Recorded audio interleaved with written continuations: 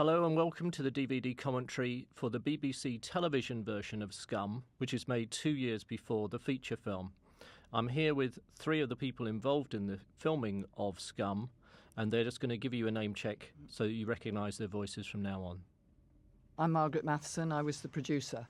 I'm David Threlfall, I played Archer in this version. I'm Phil Daniels and I play Richards.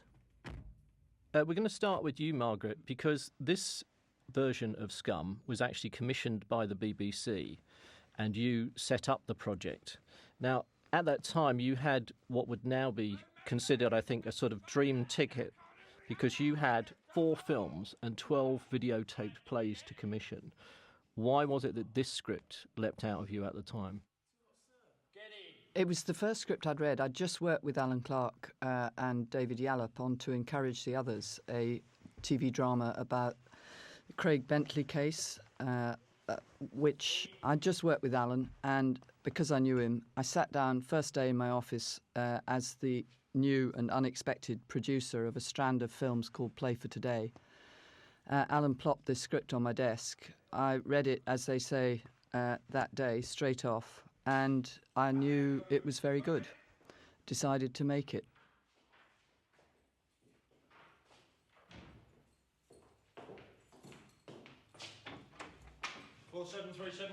If I can bring the two of you in now, Phil and David, how did you get involved in the project? Were you kind of in for an open casting for the play, or did you? I guess so. I mean, the Play for Today slot was a single.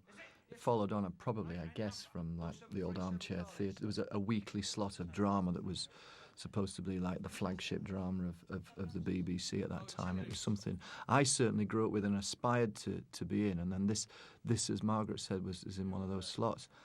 I think we were chatting earlier before we started. I was saying that I just remember being in a room with Alan Clarke, as we used to call him, who was the most wonderful man as well as a director and motivator from Liverpool. He originated from Liverpool.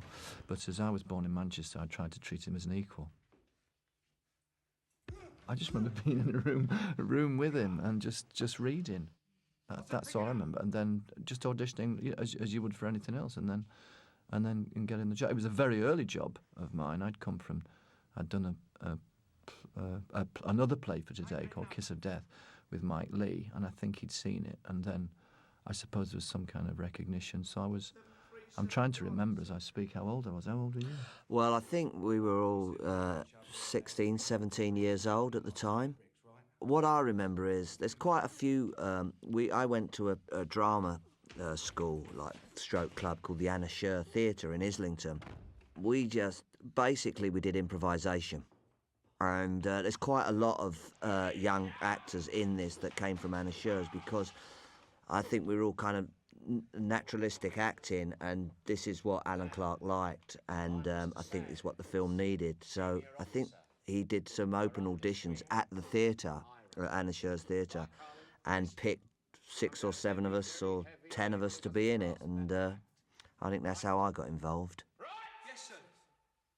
Now, Margaret, can you just fill us in a little bit about where you actually shot this? I mean, you couldn't shoot it in an actual Borstal, but just give us a picture of how it got shot and where.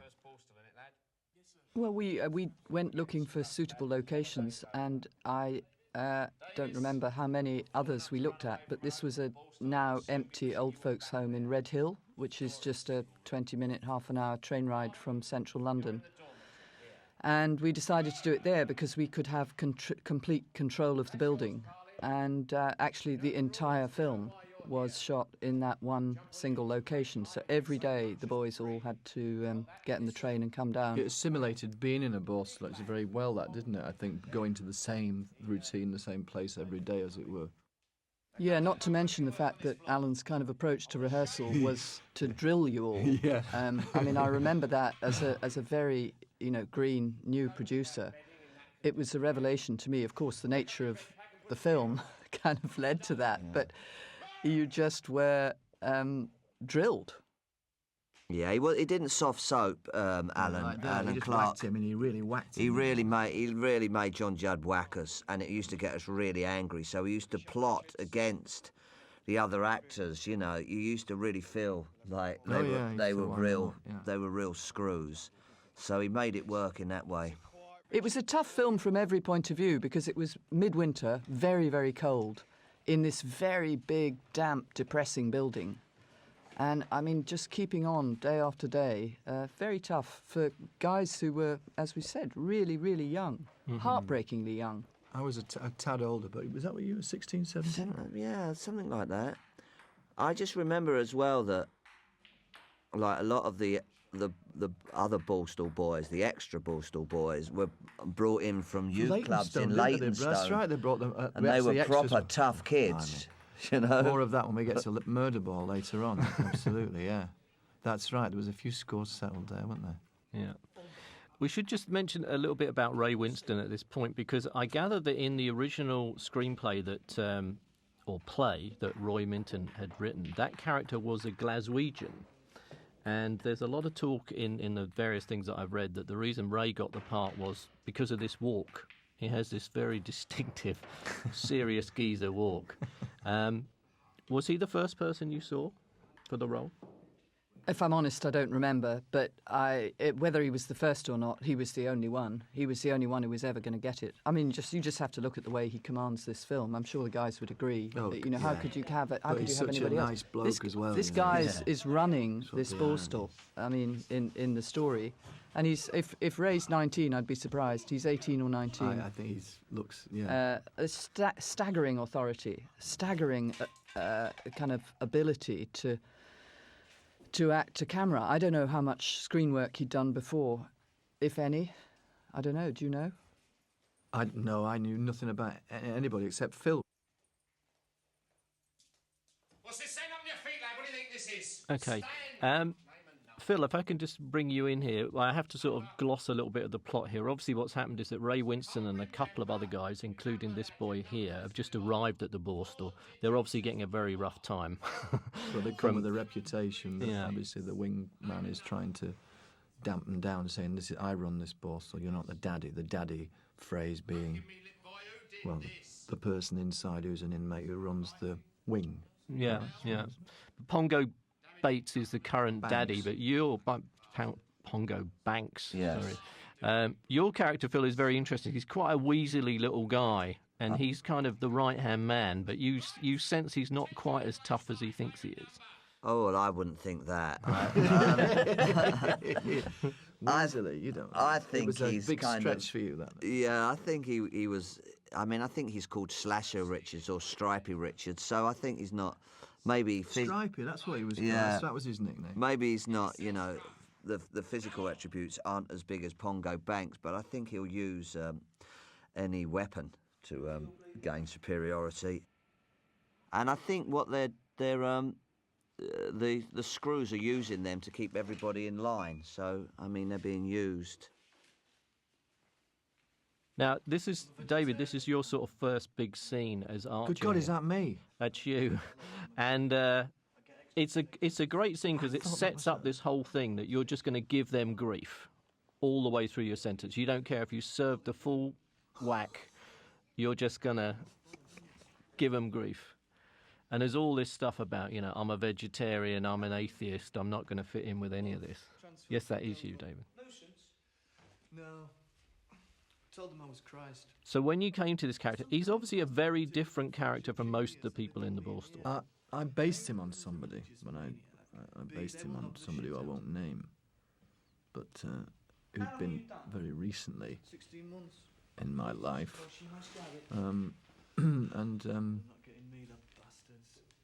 don't need shit for anybody. that's sort of. And I'm a great believer in undermining authority anyway. I get out of here on crutches, but It's much more interesting. I think that's the one thing everybody on this production had in common. We may have had our differences, but I mean, there was a very strong sense of mischief, even though it was very tough and cold. And they I go think Curly, everybody was Larry, very and Moe, happy. And they leave Archer alone, but they're going to make a point about who's running the place. It's interesting the way Archer manages to kind of fly below the radar. He's got this whole thing where Well, he's... it's kind of because if you're a bit weird, they'll perhaps leave you alone. I think that's the theory, isn't it? I suppose I don't know whether if I was ever in there, whether I'd employ the same tactic. But I don't smoke. Well, you're bleeding well doing that. See, it didn't hang back. There's no dolly. It didn't hang back at all. That's what Alan was about. Just loved him for that, because it's... Everything's done through me. I got the impression from Ray Winston when we did a commentary with him for the film version of Scum that Alan Clarke had this rather clever good cop, bad cop routine where he would kind of sit down with you and put his arm round you and sort of give you a little bit of chivying along that was quite friendly. Then when you'd actually get out there on the floor, he'd give you quite a bit of jip to kind of get the edge he'd wind up. you up. He'd say, "Don't let him do that to you."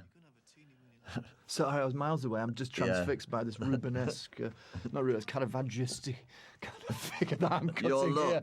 My God. What did you say? Nothing. Came over all lovely there, David, for a moment. No, I was just saying that he would put his arm around you, Clarkie, and say, "You're a great actor, Phil. I love your work, and go on, you keep it going, son. You're great." And then in the middle of a scene, say, "Don't let him treat you like that." I'd hit him back if I was you. Yeah. I do remember something. He'd manipulate you. There were times when you could have killed Alan as well, because he'd sail very close to the wind with it all. Yeah. Well, all the best things do, don't they? Yeah. This is interesting at the beginning because the Ray Winston character basically tries to keep his head down for quite a long time. It struck me in some places, it feels a bit like a Western, New guy comes into town, tries to keep his nose clean, doesn't want any trouble. But when it goes off... I have to you made me howl through all this shoot. You're just something about what you would do. No, it's just funny. It's funny as well as slightly psychotic. Davis, you slob. This isn't a pigsty. Get that You floor looked for any chance to bully someone, didn't you? At any moment. That was the only thing about Archie. He didn't get to. He was more about the system than the people. He didn't get a chance to bully. Here we go again. They're like those characters in Lion King, aren't they? Those coyotes. Well, I'm telling you, you're not. I'll run this gaff, and you're dead if you come any of it in here. Leave off, will ya? I don't give a toss who's the daddy. I don't want no trouble. Just piss off and let me get on with my time, yeah? We'll give you time, you bastard. There are times when you look like you're enjoying yourself a bit too much, Phil, I must admit. Well, it's called good acting. You called him Weasley earlier, don't upset him. Oh, look at that. It is amazingly institutional, this place. I mean, it must have helped you two a lot in the acting stakes to be in that kind of atmosphere every day and walk in. I mean, this is a real gap. Well, yeah, as we were chatting before we started, it was miserable. We did do a bit of set dressing. I don't think the old folks had No, to do their to be fair to them, toiletries no, in of this course. arrangement. It was painted, the requisite. It wasn't this colour when you. Let's be fair, of course, those old folks didn't walk around like that. But the building itself is that Victorian kind of Broadmoor-esque kind of, as I remember. Sort of felt like it was all basement. That's right. It did. You're right. It did feel like it was all basement. No, sir. We know about you, Sonny. Who was Actually, I noticed that in the TV version, the collusion between the kind of the tough inmates who run the place and the adults who are actually in charge of the whole gaff, it's a lot more upfront in the TV version than it is in the film version. It kind of seeps in the film thing, but with this, it's like right from the beginning. There are all those setups where It's people a given, get. you mean? Yeah. Us laughing. But It's Tony London. This is a nice scene, I think. yes, I like this. all smashing and doing ever so well. We don't know what to do with them as they're such an expense to keep. Anyway, your dad will decide and find homes for them. You'll still have Bessie when you come home, but we can't hang on to the pups forever, since we don't know when you'll be coming home. Because you don't read it like, you're reading Shakespeare. It's kind of like, it's a bit of a job, actually. It's just kind of like, oh, blah, blah, blah, blah, blah, blah, blah, blah, blah. Oh, thank you. You what? You're being quite, David, in this scene, your character's being quite nice to him, but it's sort of like, it's a bit of a fag. He's done it before. It's a sort of got- routine. The Yeah, idea was that yeah. it's something that he does for him because he can't read. I love that. Will you write me a letter back tonight? We'll see. Oh, yeah, read it again, Ben. Just the once. Don't you go to classes? Yeah. Well, haven't they taught you to read yet? No, I can't. I don't know what they mean, you know. I don't like asking. Read it again, Ben. And you get the chance for the first time you see him without shoes, and you wonder why that is, which you find later, of course. It's interesting, isn't it, as we're watching it, that the way in which it's shot, that it's a cliche in a way, but that documentary, you're dropping in on it, on conversations all the time. Ben, What? you forgot the address. 33. Kelly. Yeah, I think it's important to say that, not all television looked like this at the time. A lot of the Wednesday plays looked like plays. I mean, the ones that were shot on videotape, they didn't have this naturalistic Well, look. it was only just the beginning of television drama being made on location. I mean, the Ken Loach was, with the producer Tony Garnett blazing the way with Up the Junction and Cathy Come Home. I'm not sure if, I guess Cathy Come Home had already happened at this point. But as you said in the introduction, of the slots that I had, the vast majority were for multi-camera tape drama. In other words, that which was kind of straight out of theatre, sort of French Windows type drama was what was first done for TV, and then it moved on to, as we say, the kitchen sink. And then, there was a demand for something a bit more real. Yeah. And very soon after this, we began making series on location. Yeah. I mean, we in general. Yeah, and the limos used to come to our doors in the morning and take us to Red Hill. Tell us about the train, Phil. Oh, no. All these boys on this train. We used to have to get the train every morning Yeah. One day. and get there by about 7. I know, it was amazing. Yeah. Yeah. I remember getting up real early. And if you weren't on time, I gather Clarkey was a bit of a stickler for... Yeah, but it As took you Alan, should be, really. Alan's credit. I always remember, I think it was me and Ray Burdis got ticked off for being late one day, and I think there was kind of everybody in front of everybody. But then about 3 days later, this great big electrician, Spark, was late, and he did exactly the same to him. So, it was fair across the board. Right. But it must have helped the kind of feel of it, that the camera is a lot of the time pretty much following the action. I mean, it's not like you're hitting marks and you're doing a very technical piece No of one knew about hitting marks in those days. That was, I think, the big difference between the first and this and the film. By the time we did the film, I think we knew much more about filming technique and stuff. So this is very raw, the acting in it. Everybody's just doing it for real. Quite a bit of this was handheld. I guess certainly all that corridor stuff, it was handheld, because we had to crack along with it. And of course later Alan would use Steadicam How long did it take us more to make? imaginatively than anybody else. 6 weeks, was it? To shoot this? Yeah. Oh no, 21 days? Wasn't it? I can't remember. I must say I can't remember, but I don't think it was 6 weeks. Wow. Although maybe because there were some young people, it was, some were Because under. of the hours they're underage. allowed to work. This is all Because great, this is this stuff. the governor, the Christian governor. No sooner are you settled in than, well, the I like all the framing in these scenes as well. The way there's always two guards kind of like right yeah, up in their frightening. face all the time. That they're Intimidating. If you're brought here again, you'll be in very serious trouble. Understand? Yes, sir. Now, have you anything to say? Not really, sir. Except I wasn't fighting. I fell. I wasn't used to the concrete steps. However, I can understand the officers thinking that I had by the state of my face. So I've got no excuse really, sir. I mean...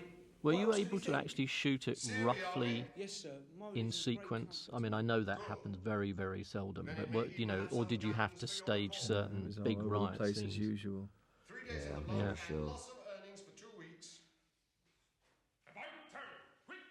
because it was all in one location, my feeling is that it probably was more chronological than would normally be able to be the case. I do remember...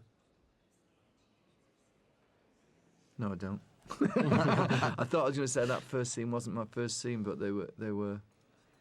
I don't remember. No, that's me wishing. I think it was quite. Yeah, I think if I can remember, it wasn't as all over the place as some things. God, there's Michael Deaksy.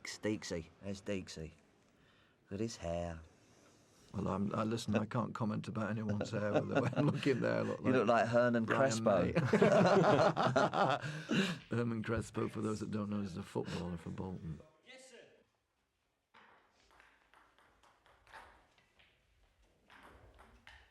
I'm granting your request to marry, Betts. And I hope this may induce you to work hard, cooperate, and leave here as soon as possible. It all depends on you. 1 week hence, released for 4 hours, under escort, to marry. Right, Betts? Yes, sir. Thank you, sir. This causes He's so no clueless, this boy. inconvenience, Betts, and is It's a cost frightening. to the taxpayer.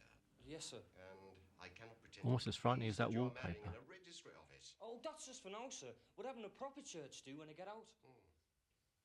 Let's hope you're released before the child is born. Yes, sir. Right, take him away. Right turn, Betts. Quick march. Come on, move, sir.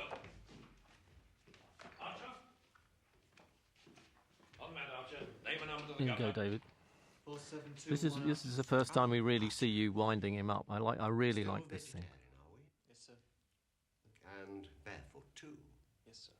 Well, Archer, we have every respect for another man's sincere beliefs here. Yes, I think the tendency was The to individual is to be encouraged, stay and at no away little trouble from and it did expense, split we the have cast, I ensured think, pretty much down the middle. Well, yeah, it was a bit weird. You were Go on. kind of quite quiet, weren't you? I stay. If it's required, I stay quiet. I stayed away. You were always very nice. Ray was very nice. I mean, the guys were fun, but there were certain guys actually I didn't even on the inmate side I didn't really get to know, but because I felt that's to assimilate that sense of just quietly getting on with it. If he was much more outgoing characters, then when you're trying to assimilate as quick as you can. If what Margaret was saying before, if we did shoot it in 21 or even 30 days, that was obviously, and you've got to do that very, very quickly. So I didn't, but I remember getting on quite well with John Judd, who played Sands, because we used to talk about theatre a lot. You mean you're asking me? Yes, sir. Something stirring within me. He obviously knows that this little reference to Mecca here is the thing that's really going to wind him up because of this heavyweight Christian trip that he's on. So we're trying to find the kind of weak point. You'll see the chaplain tomorrow, and we'll have no more talk of Mecca in this establishment. Get him issued with the boots. Right turn, Archer. Quick march at the double. Get those feet up.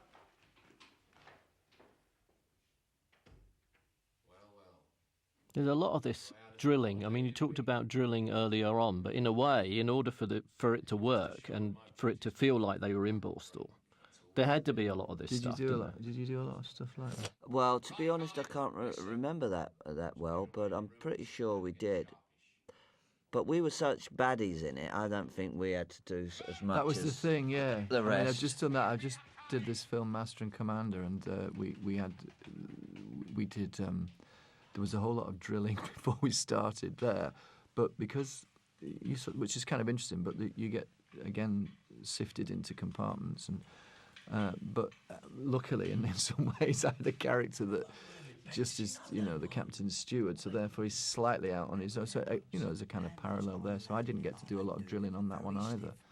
So I'm just a rebel. That's all. That's it. The thing that amazes me most about this is that they've all got their own haircut. In my mind, I remembered them having their heads shaved, because they were in prison. But actually, I mean, your hair there, Phil, is It's a footballer beautiful special, mane, isn't it? I like my little moustache as well. It must have been an early doors one. Yeah. Bum fluff, they call it.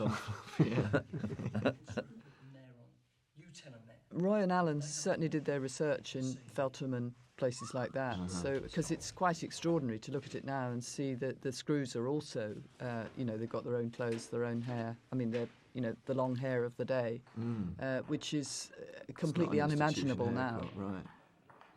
They'd be in uniform and they'd have, I'm sure, short back and sides. This is one of the scenes that everyone remembers Fantastic. from either version, because it's Fantastic. the slow burn build-up to it, I think. I think you're right. As you say, there's sort of high noonness about the whole thing. You just know there's going to be revenge is a dish best served with billiard balls coming up. That's ping pong balls and paper and mache. He does the Don't spoil it. He does the switch I in thought the it was scene. billiard balls. Mind you, I suppose if people have watched the movie on the box set already, they'll know what's coming, I guess. Like, Stop it, Stripey. I'm not hurting you. Strike me, anything it was. Hey, it's all right, Archie. What's up with you, weirdo? But do you remember filming this scene, Phil? sort of, yeah. Yeah. I just remember all I the remember the discussions amount of about times I cutting got it. kicked in the nuts. What? Back, grass! I said back, shithead!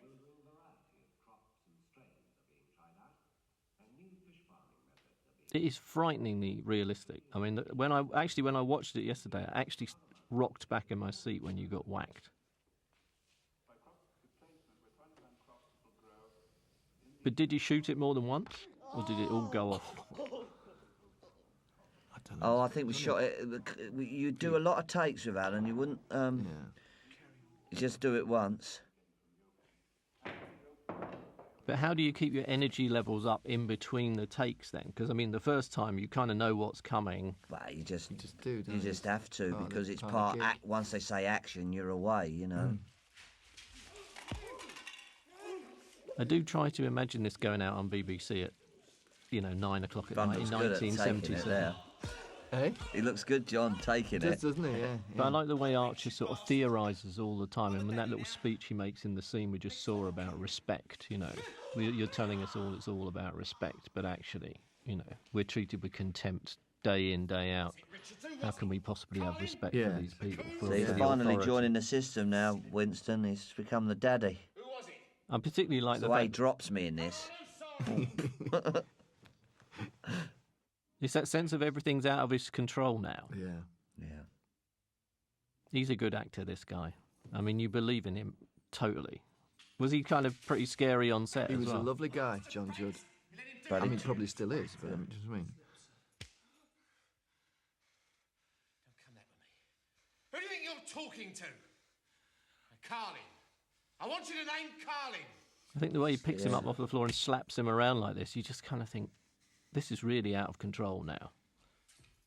I know, he was very good, John, but he was quite a frightening figure when we were doing it. 4737 Carlin, sir. 4568 Jackson, sir. OK, Carlin, you're really for it this time. Banks and Richards have both named you. You'll get 3 years for this, scum. I don't know what you're talking about, sir. You bloody well will, toe rag. I run this wing, and I'm not having it disrupted by a dirty little backstreet villain like you. You sign a statement downstairs. I've got nothing to say, sir. I like to see the housemaster. You will, Carlin, you will. I'm the governor, sir. There's this whole conspiracy of Shit, silence. witness. I mean, he knows what's going on here, doesn't he? John Judd, he knows he's about to lose control, that this guy's going to take over. But, he's got to go through the routine. Well, yeah, you don't grass is the sacred sort of. Yeah. Don't grass and don't go down on your knees. Wasn't it? That was the other thing. Come on, big man. How'd you fancy taking a poke at me, eh? Come on. All this provocation as well. That's very much like a Western, isn't it? There's a lot of provocation, but he's not going to do anything. He's going to wait for the right moment and then make his move. It's incredibly mature how the character behaves. Yeah. But you kind of believe it because you know he's already been through the same thing in another institution. And this time he knows how to play it. Mm-hmm. Yeah, that's the thing, and I think that what makes it so riveting is that knows he's that. so mature but such a child. Stripey. And you do get the sense that it's an institution that, as Where's Ben? David's character Archer says later on, it's an institution that is supposed to be there to kind of improve them and get them back on the straight and narrow. But there doesn't seem to be a lot of love and tenderness going around. Well, that's what was, that's why they probably banned it in the first place, and because it was showing a Borstal in a very bad, a bad light, and what these kids were going through. Any problems? Come along, that's why we have these meetings. Why am I so far away from home, matron? Because you murdered that kid. All right, Eccleston. Classic line. I'm ever explaining this to you. Don't you let it The thing about this, the great thing about this meeting is, it's like this every week, and no one ever says anything of consequence, but they've all just got to sit there and get through it somehow. But for young offenders like And she's yourself, classic. you need to be... Now, you have to be detained during Her Majesty's pleasure. She's like the That is Queen. sentence commensurate with your Is it offence. Bay White? What's her name? I do realise, I know, that it was a most serious crime. It's got those lovely plummy vowels. But there are no special And you get the policies impression with all the people who are working this place, they sort of ended up there because they never quite made the grade. Now, here you've got the That really they would opportunity to rather learn be and working in a improve. proper grown-up prison, but they've ended up here with these snot-nosed kids. Oh, And Joe they're Kendall slightly does it in resentful. the film. It's not Joe Joe Kendall. Kendall. No, yeah. it's not Joe. I think it's Bay White. I think that's right. Much earlier than what, matron? Try to remember that you are more fortunate than those boys, similar to yourself. I like the way Archer's sort of slumped down in his chair here. There's a lot of that kind of, I can't really be asked with any of this stuff with the Archer character. But you always think he's waiting for an opportunity to kind of get in there and dig up, and he What brings was in nice this is- thing. yeah, it was to play someone Where are you going, son, now? of some kind of. I mean, Phil was talking about the improvisational quality. I mean, in a way, he's talking about the Anna Sher upbringing. I came from working with Anything else? Mike Lee, Les Blair, Mike Bradwell, which are all improvisation-based practitioners, and Discussion on the nature of trust. Are you sure that's not more a matter for you to take up with the housemaster? well, I wasn't in the film because after it got banned and it was decided to make it into a film, I was in a contract with the Royal Shakespeare Company, We are completely untrustworthy. and I couldn't get out of it, so they filmed it. And at that time, I was committed for a 60-week contract, which is what they used to do at the RSC. And one of the first plays I did there was a play called Shout Across the River, written by Stephen Polyakov, in which one of my colleagues was Phil Daniels. I was, yeah, but I left, didn't I? Did you leave? Did you leave to do the film? Is that what? No, I didn't leave to do the. I think I left to do a Mike Lee film, actually. Was that Meantime? I think it was, or something like that. You were, but you didn't leave in the sense you were always in the. You weren't replaced, were you? Yeah, I left. Andrew Paul replaced you. Yes, that's correct. There you go. I remembered it.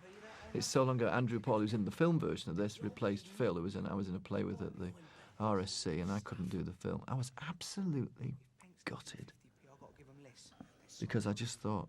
How oh, was that's- it doing it all over again, Phil? Well, doing it the second time round, I wasn't so keen on the film the second time round because I've just felt we'd sort of done it, and we were all a little bit older, and I'd sort of had a lot more experience than everybody did, and we sort of knew where the camera was a bit more, and it was hard to get it going as much as in the first time. And plus, I think we sensationalised it slightly the second time around because we put all the suicides in and everything to sensationalise it. But I mean, it's still a good film, don't get me wrong. But think you were a that's bit very, more- that's very raw. isn't it? Do you think you were a bit more knowing in that sense? I think the second time was a bit more knowing. I've never, I 'cause I've did never it seen standard the film, English, so- no. But I'm going to stripe you, I you pair of naughty people. I just think they're very different. The gift of leadership. I mean, there was a really good archer in the second one. Actor found dead in strange motorbike incident. It was Mick Ford, who is lovely. Yeah, it was lovely. Mick Ford. A lovely There, choice, there wasn't yeah. many changes, Came here with a bad actually. reputation. Weren't That's- many. Ranieri didn't get hold of it too much. Anyway, so You'll have every Didn't chance to tinker. prove yourself in this one. Even And it was the identical script. They certainly, I mean, obviously, both versions had different cuts. Did you do the film version? No, I didn't. Oh, right. Because I was like you. I was under contract to the BBC, and I didn't want to not do. You know, I'd commissioned a load of stuff. I was It really was enjoying Davina and myself. Clive, wasn't it? Yes, but I mean, they were. I was invited to be involved, but I chose not to. To be honest, I had found it. You know, I found it then, and I find it now a really sad, grueling piece of work to be involved in. You know, I don't regret for 1 minute. I really, really enjoyed it, but I wouldn't have wanted to have a second go through. But much more importantly, I was committed to doing these other films for the BBC. Right, Carlin. Don't push it. If there's any bother, we'll have your bleeding guts. Right? I said right? Yes, sir. Right, on your way.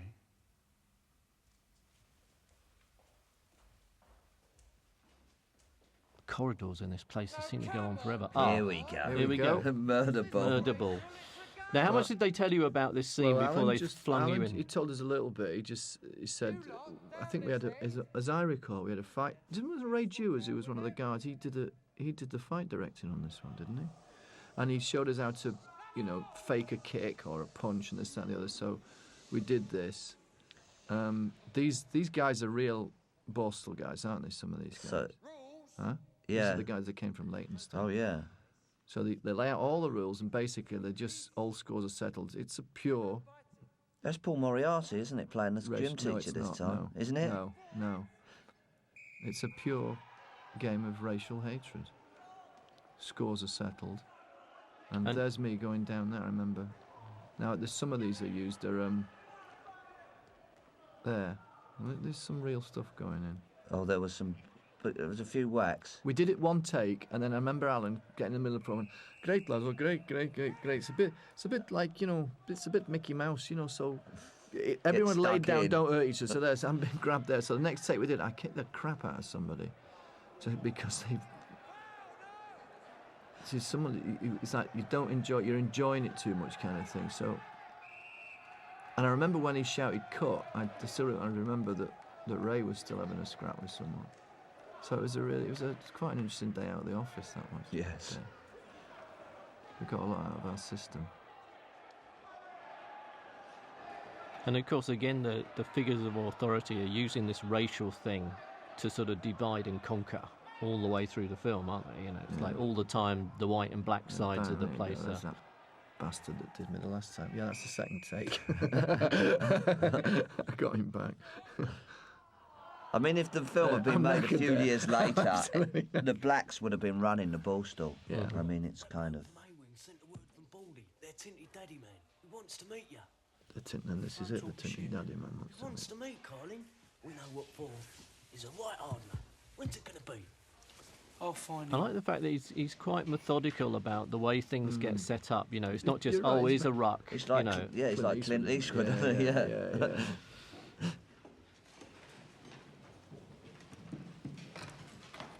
This is the sausage scene, am I right? Ah, when it's all blown. I If you didn't know particularly about it like this. before, you know now. No strange. Get it down, you sharpish. Vegetarians off shitting. Go on. One of my favourite quotes about vegetarians ever, Yeah. I think, that one.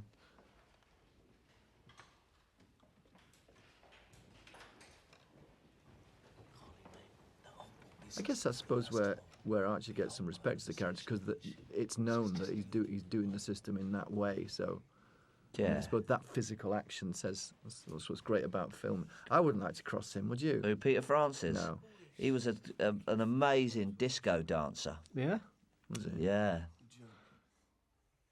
30 bobs worth of effing junk.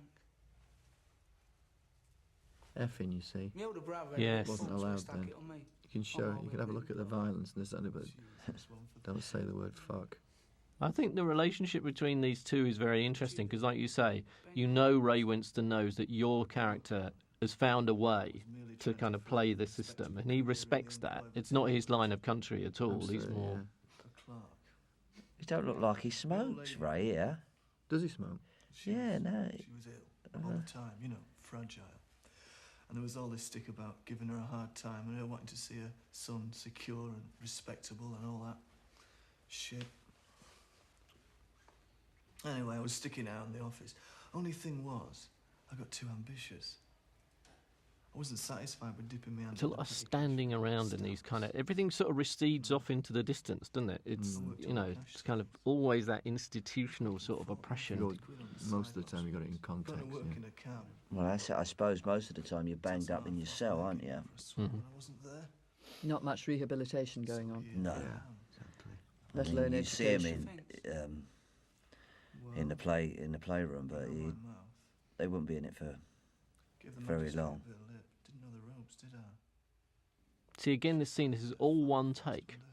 Yeah. And it's a long, long, you know, wordy exchange. Never get away with it now. Well, they do. People still... You do. I think, but it's just... It's not the norm. It's not the norm. There we are. Two guys setting up their own business. Again, you get this sense of collusion here, because the screw who's in the background very obviously makes himself scarce to let this go on. Oh, I remember what happened. I just remember what happens here. Yeah, you know the line. Yeah. Right. Great. This is a scene everyone remembers, of course. You know, it's the kind of defining scene in the film, isn't it? Who's in charge? Was this boiler room, Margaret? Was this boiler room actually part of this institution? Yeah, I mean, obviously you dressed it a bit. But Yeah. No, it was all part of the same place. it's like one of the best sets you could ever have. The only thing that was somewhere different was the running away from the previous Borstal at the front of the film. Mm-hmm. That's right. It was filmed somewhere. Can't remember where, but... Close, but not that close, was it? Baldy. Baldy looks like a piece of work. What to? Not for long. And the funny thing is that Ray says the way this scene was originally written, Baldy actually sort of got up and gave him, you know, what for. Yeah. But as he said, you know, if you're going to go in and establish your authority, you're not going to let the guy get up. And you get hit with a lump of metal, you're going to go down. You're not going to be... It's not going to be like a Western stand-up, knock-down fight, is it? Okay, but for me, I'll give the orders, right? Yeah. You'll get your perks. I think a lot of the racial stuff in this is the thing that would shock people now. This bit when he says about rubbing the coal dust into the bruises and stuff. You black bastard.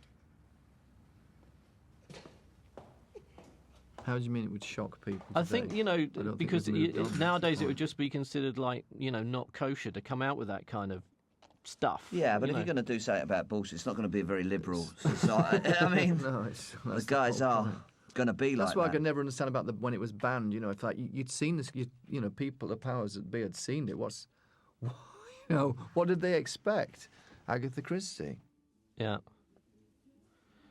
And as we know, Margaret, I mean, in your role as producer, you kind of tried to preempt their objections by giving them a sort of literally a blow-by-blow account of all the different things that were going to occur in the script. Oh, it's a missus, so they doesn't he? knew beforehand.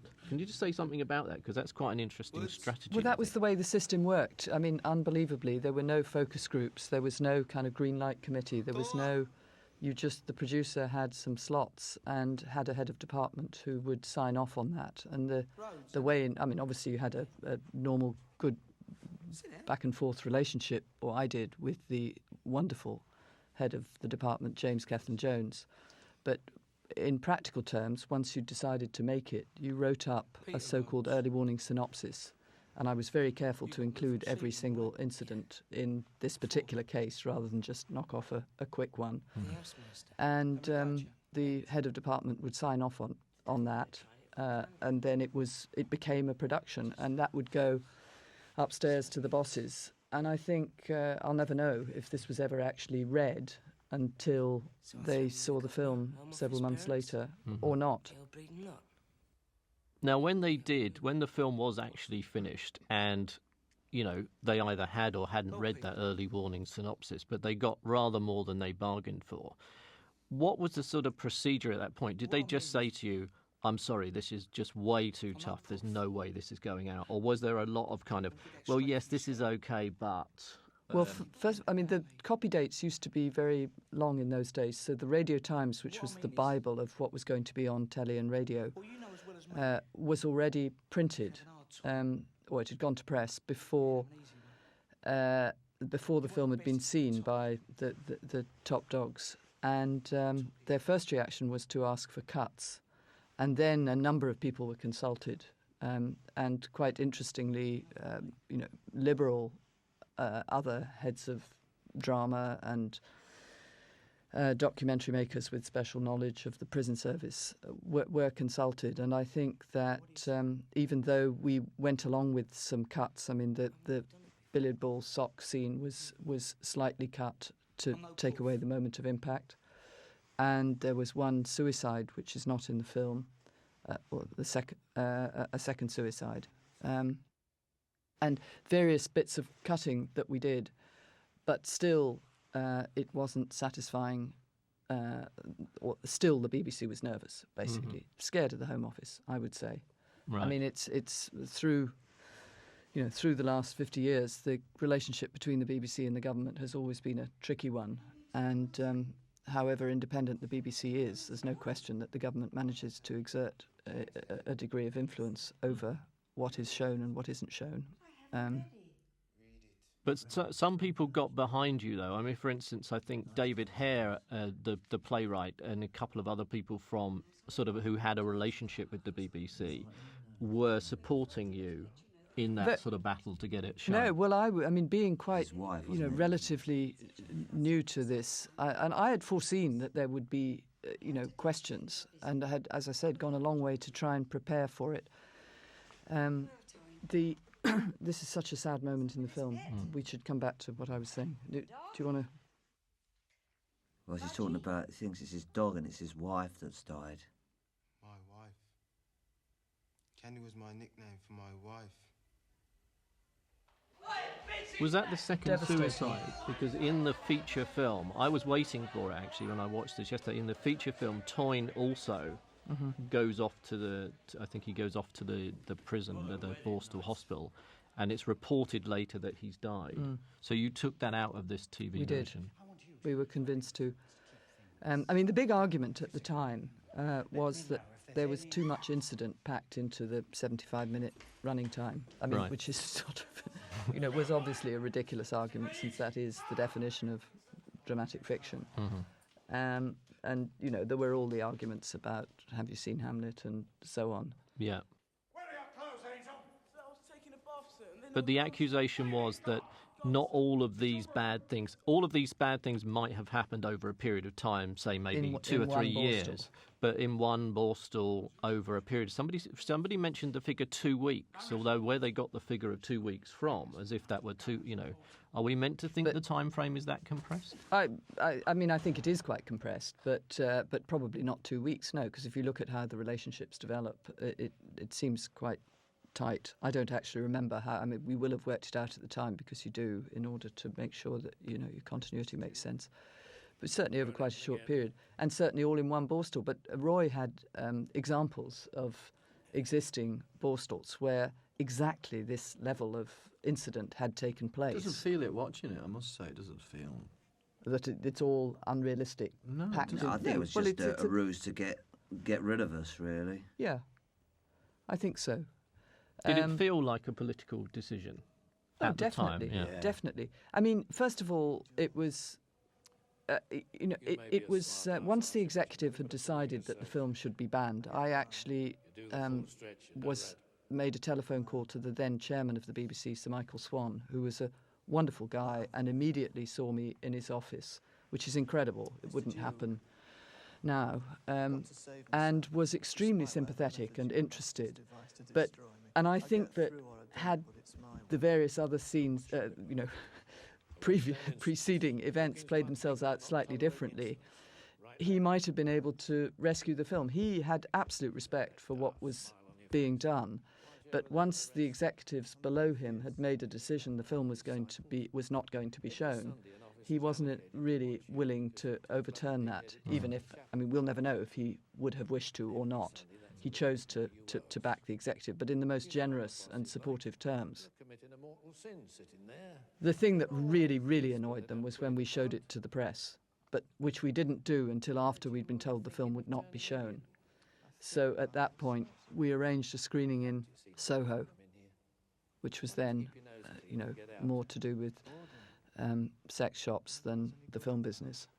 So that was sort of added insult to injury. The BBC didn't show films in Soho in those days. I smile.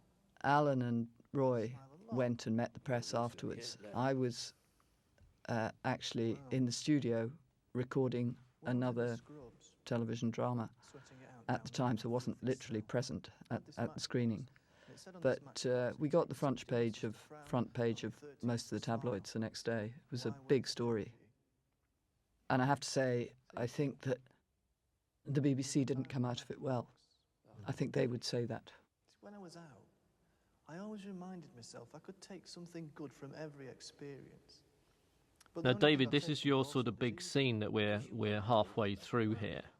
And it's interesting because it starts with that little gesture where, for once, the figure of authority sort of lets his guard down, gives you a little cup of coffee from his thermos, and kind of tries to draw you in. But it's interesting here that Archer can't resist the temptation to lecture him about the fact that he's had a bit of a sad life, and Can you remember shooting this thing? A little. I don't think I remember. I think I lit the and when they started on the wide shot, the big wide 2 shot, which we sat on for a while before they came in to do these singles. I seem to recall the prison fag. What do they call it? There's a name for it, isn't there? Snout. There's a snout. There's a not a dimp or something, but anyway, there's a particular name. It's gone out of my head. That when you roll, because you can conserve your snout for all that time. Anyway, I rolled it. I lit it. I got too much paper. I hadn't got enough. I lit it, and it went straight. It was only after the scene finished I'd singed my eyelashes and my eyebrows as well. So which, to be honest, I think this was pretty few takes on this. The big wide one, and then this. I mean, in the time we've been talking, it's still going on. I'm trying to remember the scene, but I can't unless I sort of tune in and listen to it. Oh, you start telling him he's institutionalised, don't you? Yeah. That's the gist of it. What you're saying to him is, we're here and you're trying to institutionalise us, but you've had like a 25-year sentence. What do you think you are? As well. Yeah. Certainly not from what's on offer here. Teach him to be nice to you, won't it? Yeah. Yes. I don't wish to underestimate your lifetime's work, Mr. Duke. It's interesting because he even puts his specs back on. He's sort of trying to scrabble back a little bit of authority, but you've undermined him so far that he's starting to unravel here. Acts are imposed on prisoners than by prisoners on society. Convinces you, eh? You fancy half that lot charging up and down your street? Fancy your mother tackling that lot on the rampage? No, of course you bloody well don't. So what do you do about it, eh? Come on, what do you do? Well, I'd talk about it first. Like we are. Talk's bullshit. You lock 'em up. I'd also consider what happens to their guardians. Watch it, lad. No, and I'm serious, Mr. Duke. This is a bit here where he really kind of sticks it to him about... For a weekly wage... Because he's coming up to retirement, this guy, as well. Yes, that's right. And it's like he's just serving out his time. He's got 2 more years or something like that. Your keychain. And the length of that chain indicates the amount of time you have spent in the service. You may have been unfortunate in terms of promotion. But the length But you see, you talk about the fact that it was very improvised and this and the other, but this must have been written. No, I'm not saying it wasn't. I'm saying it's all written, That's but the beauty of it. It's the style of it. I mean, I think that's one of the reasons as well that it was banned. It's because it's real and it hurts and it you can't watch it without it affecting you. And I think at the time people didn't want that on TV, and I think nowadays it's gone back to that a bit where they don't like things to affect you that much. Well, then, I mean, rather unbelievably, there was an argument about, as you say, whether it looked as though it was documentary, and the idea that you might have anything that could even conceivably be mistaken for documentary was a big discussion. You had to not confuse the audience. the piss out of me. No, sir, I didn't. Was the argument. Get the chance to I mean, and yet so soon after that, you know, this was a style that was imitated all over the place. Yeah, it was interesting how quickly it became another kind of convention. Mm-hmm. You know, I mean, at this stage, as you say, it was very subversive because it looks so real. And Phil keeps saying quite rightly, you know, it feels real. You feel like you're in there and it feels like it's happening. And a lot of the plays, especially the ones that were shot on videotape with the multi-camera technique, they felt quite sort of static. I mean, I still enjoyed them because they were very wordy, but they didn't have this kind of... Well, it hasn't been cast on looks, has it, this production? I think everybody looks the part. I find it unutterably sad, this. I mean, the waste of these exuberant kids. Yeah. You know, because they did seem like real Borstal kids. And also, you know, just tune into the bits that I could hear as we were talking. You know, the things that Roy Minton is saying through a character like Archer is, you know, I miss talking. You know, Prince Charles missed being hugged by his mother when he was young. You know, I mean, this, we're all wherever you are, you're not. You crave contact on all forms, really. I think you're right with looking at after all these years. What was it, 1976 it was done, and we're talking in 2004 with the line, you know, A, we're still here, and B, you know, if you've got, as you say, if you've got families of your own, you're right, it has more of a sad. It didn't feel sad at the time doing it, and it didn't feel... No. It was sad that it didn't go out, but it was, you know, you look at it now, and it just has a resonance now that, as you say, it just felt what a like, waste. you know, rock and roll at the Yeah. time, didn't it? Yeah. You know. Absolutely, yeah. But that's exactly why it has the power that it has. Because, you know, that vitality, that exuberance is all through it, in spite of the fact you're slapped down in every scene, or you're slapping down, which is, you know, the most deadening thing you can do to yourself, is to be vicious You weren't and bullying. analysing it at all. Not at all, no. You just went in and did your bit, and you know. You must have been thinking about it, David, because of everything. Because every time you take one of them on, the lines you have, you know, feel like you've really thought about them. It must have been impossible to play that character without yourself. That's what I was trying to say before, I think, that it was nice to play somebody with intelligence. I don't want to put myself down, but he has a way of looking at things that I wish I could do. Once I'm open to something, oh, that's great, but the idea of, as I say, I didn't catch it all in the scene with Dennis Castle, with the warden, that the way in which he will take a thing and then run with it and then come back to it, and he says, you know, he takes so many muscles to smile and so many more to frown, so it's easy if you use, is it more muscles or less muscles to get through, and he got that off the back of a matchbox, so I'm doing my time on the back of a matchbox. Now, you know, that's, I mean, some people, you know, perhaps R.D. Lang wouldn't say that was lateral thinking, but in my, you know, it's great the way that Roy had written that in that way, and it was nice to play somebody that was thinking that way and very, has, you know, almost political, you know, it's lovely to have done that. So yeah, I think that's probably why I was thinking a lot, and obviously wanting to get it right, and actually you really, really wanted to do it for Alan. You know, I always felt that you wanted to do your best for him, because he was just, not that he ever gave you that sense of, he's just something about him. He's just a great bloke, and a great inspiration. He was inspiring. I was so pleased to have met him at such an early age, in that sense.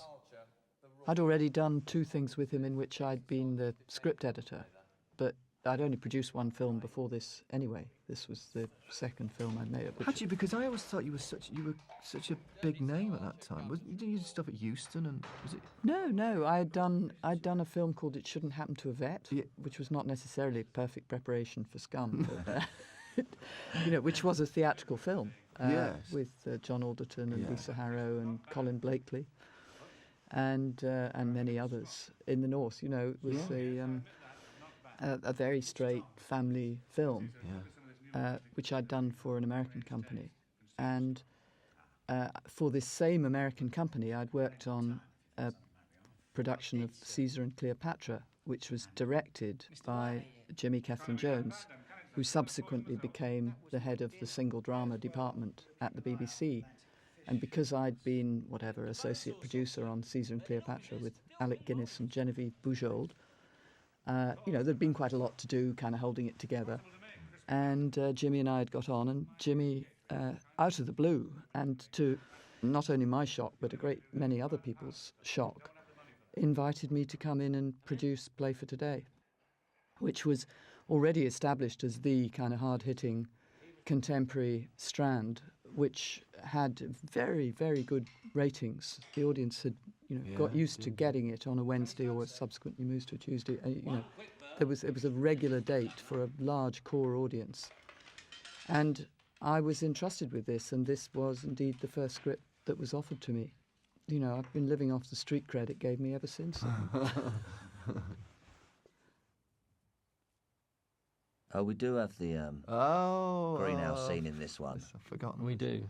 Presumably, Margaret, this was one of the things they particularly objected to when it came to... We did a little cut in here. We shortened the screw looking through the window.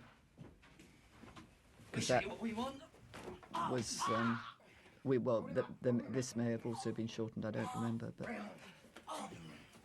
it's a thing you do, or anyway, what we did then when we were making these things that were sometimes not, appreciated, was with the first cut you leave some stuff in that you can take out later, so you've shown willing. Mm-hmm. Which cut is this the one you're saying? Yeah, I think in? this was shortened.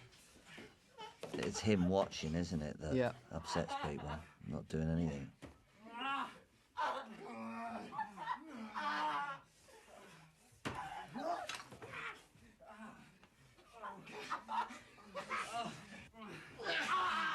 I mean, a lot of the complaints about it were that all of the figures of authority were completely unsympathetic, and that but I actually don't think that's true. I think there are a lot of gradations. I mean, clearly this character is not somebody you want to spend a lot of time with, and I love the way he always turns it around so that whoever is lying on the floor having been thumped is the one who's actually going to be on report for Nothing, sir.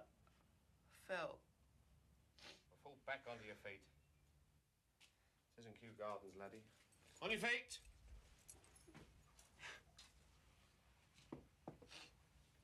And this is really the beginning of his or the middle of his decline, this kid, because he's the one who later is going to lose it. Looking at that. Now, this is a good scene for you, Phil, this bravado this is Thing scene. Girls Go For Me. This is another one I like about you. I can't remember. You puffed her? Should be a law against Oh, God, Sheridan. bastard. Hey, Sumner. Christ, when I get out of here, I wait on these bleeding cranks. The big time, big stuff. I've got some ideas. There's one thing about the Nick form. And actually what's interesting here is that he's actually saying, in a kind of Archer kind of way, he's kind of like his version of Archer, isn't it? It's kind of like, well, if you're in here, there's a lot of stuff you can learn in here. Well, I mean, he's probably... most people in prison end up doing what Richards is doing, is planning other things. And when they get out, it's very hard for them not to go back to prison. Mm-hmm. You can see that he's going to go back and back and back. Best crime school there is. Yeah. We're sick of hearing you. Hey, hark at our bent friends. You two fancy yourselves. And then on to prison and in and out for the rest of your lives. That stayed with me all these years, when you say, hey. I swear to God, it stayed with me. Couldn't organise a piss up in a brewery, either of you. What I'm going to say now is a very quoted line. I still get people come up to me and say about the striping bit. Cut it out. I'm warning you, Richards. You warning me? Yeah, we all saw how big you were when Colin sorted you out. You and your mate Pongo. And if there's any bother, you'll get it again. And Eckers is due for it. It is amazing how much people remember about this. When you talk to people about it, they remember in incredible detail scenes that, from it.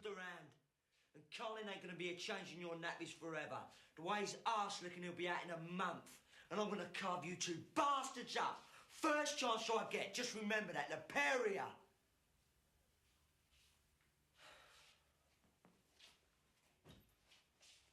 I should be very scared.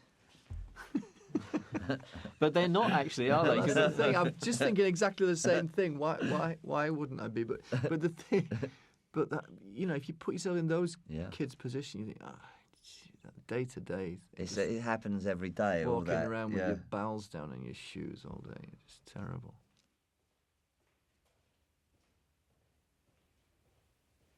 He's had enough, hasn't he? This one. He's about to throw in the towel, I think. Colin. What? This is a nice scene. What about? It's personal. Because he's going to him because he's in charge, and it's like, you know, I need you to just talk to me about some stuff, and it's he's not having any of it. The Virgin Matron, eh? What it arse licking good year, yeah? No. Forget it. I have. Although we've all got copies of Mayfair, haven't we? Product placement deal there, I think, with the Margaret. Do they still? Does Mayfair still go as a publication? I don't know. Come on, move it!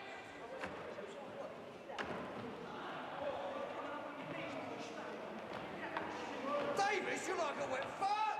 Get hold of yourself, lad. You've got a body there somewhere. Use it!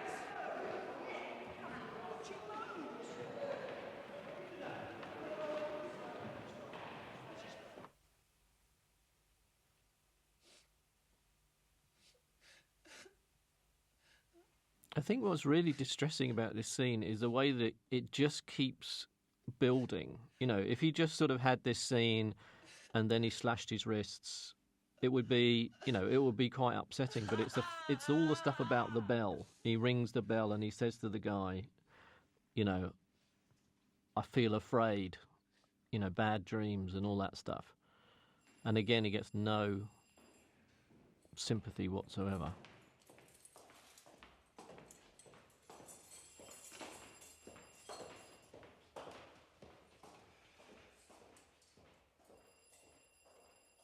Beautifully lit, this, isn't it? Mm. Who was our lighting cameraman now? John Wyatt. John. Do you remember him? He had that sort of slight... Hello, John. He's got a slight twitch. Yeah. Speak up, lad. Why'd you ring that bell? Do you know that's an offence? I'm lonely, sir. Frightened. You just sense there's nowhere in the system for this kind of behaviour. There's no way for them to react to this, is there? It's just like, if he's going to go under, he's going to go under. Well, you have to ask yourself now with a bit more, you know, how are the wardens trained? How are they, I mean, what, to deal with a situation like one hopes it's a bit better than this these days, but I don't know that it is.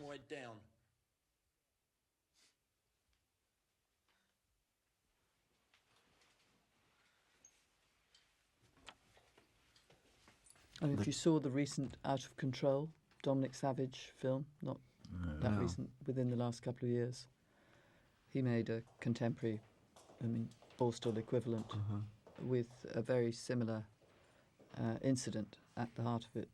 A kid just not coping, kills himself. Probably tells us a bit about how things have developed. There's a statistic. There must be a statistic about how many children kill themselves a week, isn't there, in this country? Whether it's in institutions or what is. I think it's 94 a year or something like that. Is that what it is? Some sort of.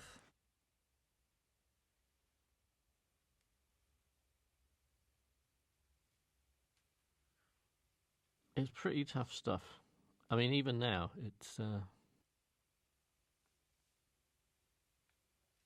But that was Alan. He was very much as it is. He didn't fudge anything. Not in my experience, anyway. I mean, it was... I didn't have any children when we made this.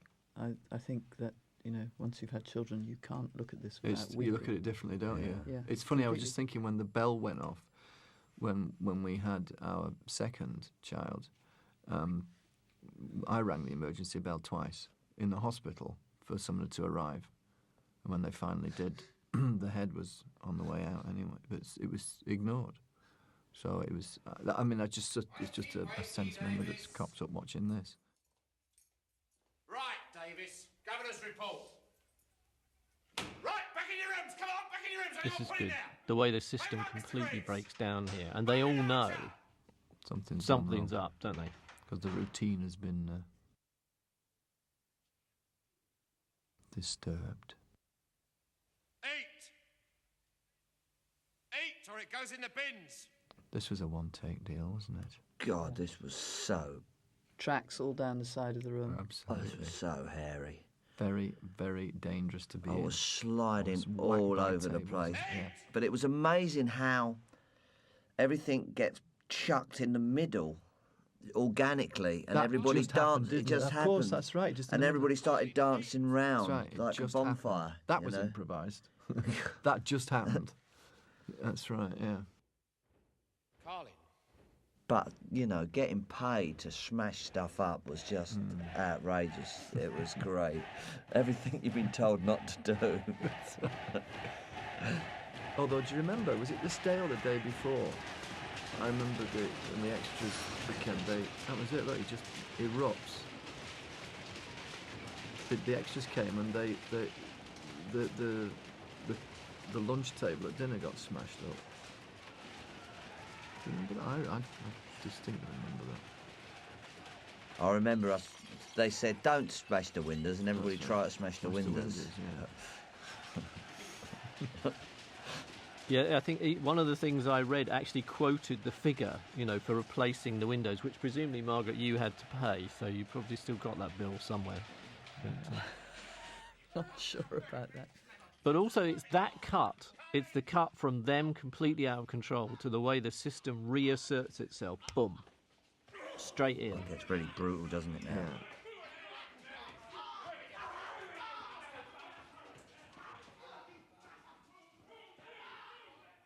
Firstly, the damage must be paid for. Loss of earnings for all until every damaged article is paid for. Yeah. You're not quite sure. To encourage you to work hard and make And the megaphone here, you never really know whether it's necessary, but it's just another little bit of authority, You have to earn them.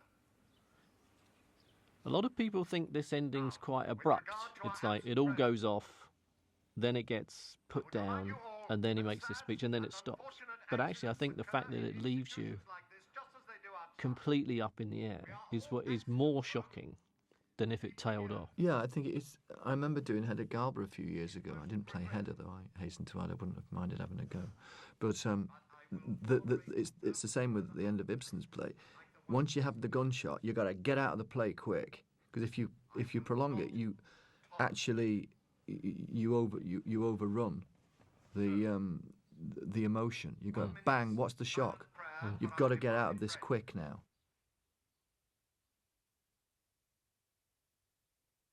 It's just nobody's brought to justice, are they? Except the system keeps on working. I think that's a brilliant ending. Yeah. 1 minute silence. 1 minute turns into however long we should all be thinking about what the whole thing's about.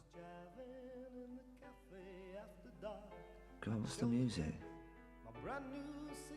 Oh, God. This was such a big deal about the music. Was there as well? Yes, because this was a friend of Alan's. Trevor Butler. Oh, right. Because, he doesn't have any music. At this time, there was never any music. But this guy is called Mick Kahn. And, I mean, there wasn't it wasn't a taste. Right, I don't think anybody was objecting from on high. It was just whether it should or shouldn't have music.